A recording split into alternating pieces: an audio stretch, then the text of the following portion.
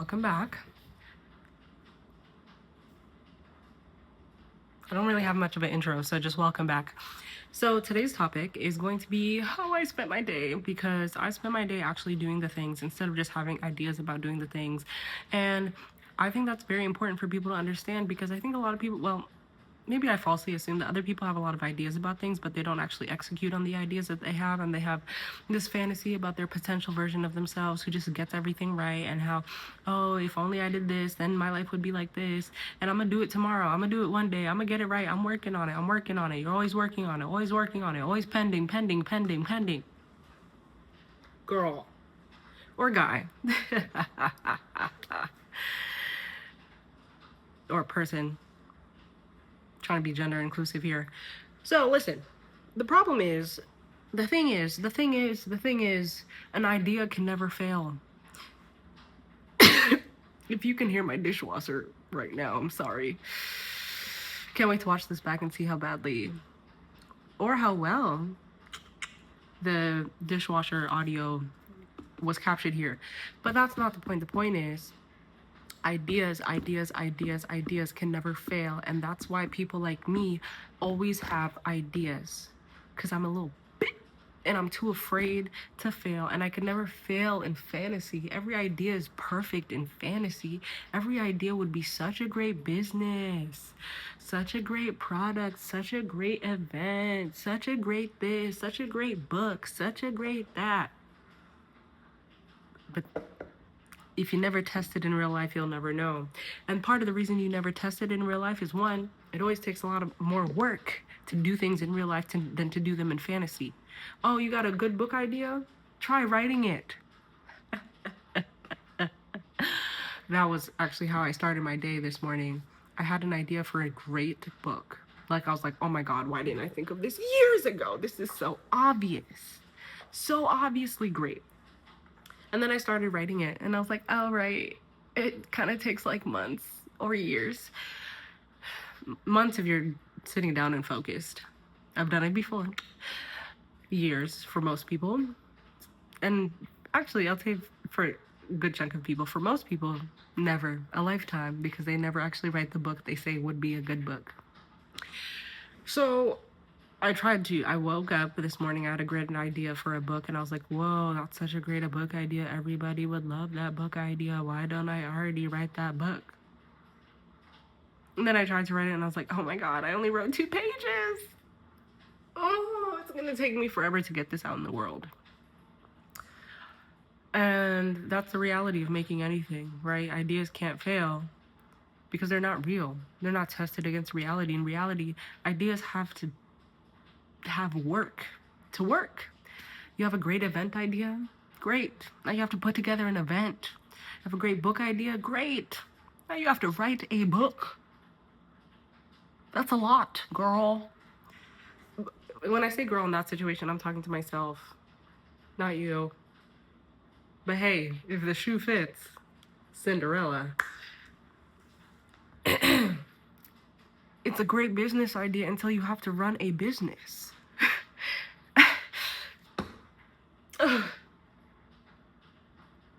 It's a great product idea until you have to build a product. You see my hair? I've been thinking about this since college. I would love to build 3D print some machine that would just twist or braid hair for me. Why that doesn't exist? Automatic braider machine. Yeah, it's just these gimmicky cartoon nonsense for jumbo braids. I'm talking micro, ladies. Talking tiny.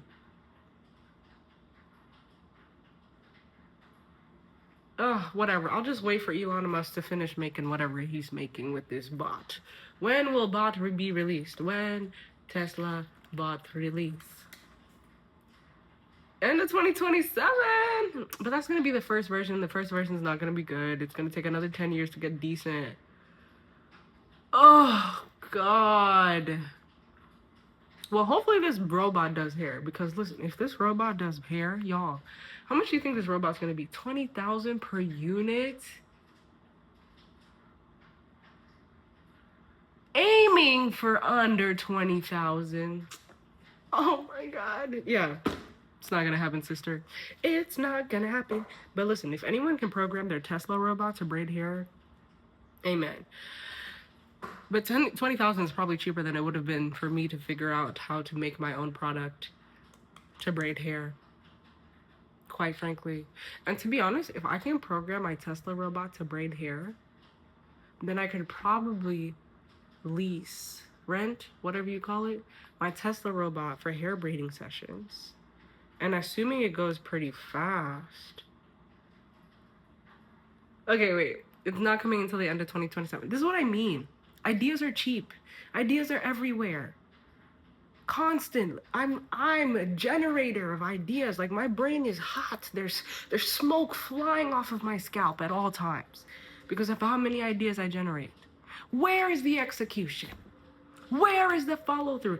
To be fair, I actually probably execute at a higher rate than most people, but I also have ideas at probably 10 times the rate of most people. So then it looks like I'm not executing, but I'm still actually in aggregate executing more than most. I figured that out this winter with my friends because my cousin was like, you never do the shit you're supposed to do. And then my friend was like, Phyllis, you do so many things. I'm like, how can both of those things be true? It's because I generate so many ideas.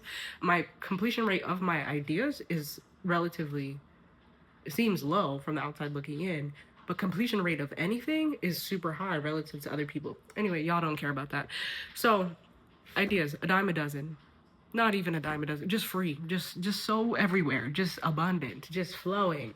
It's like the only free thing we have left on this earth. And that's why ideas never go anywhere. And that's why ideas can never succeed nor fail. But because they can never succeed nor fail, to boost our ego, we make them a success in our head. We're like, oh my God, yeah, that's a genius. Everyone would buy it. And then you have to try and sell it. And then you have to get rejected. And then you don't ever do that. Because real life is not a perfect success because 1, it takes work. 2, it takes the opinion and perspective and consent of other people. 3, it takes effort and logistics. And 4, it reveals the gaps that you don't even know exist. Like when I started writing this book idea that I had, I was like, oh, these are all the things I don't know about this topic yet that I have to research now. In my head, the version of the book already knows everything that the book needs to know to sell. But that's not me. That's not anyone, actually. Well, is that not anyone? Not anyone who would be a good writer, because a good writer, in my opinion, gives you a comprehensive book, not just whatever they can think of. And no one knows everything, which means you have to do research to make anything more comprehensive, is my theory. My dishwasher is done, so hopefully it's not making noise anymore.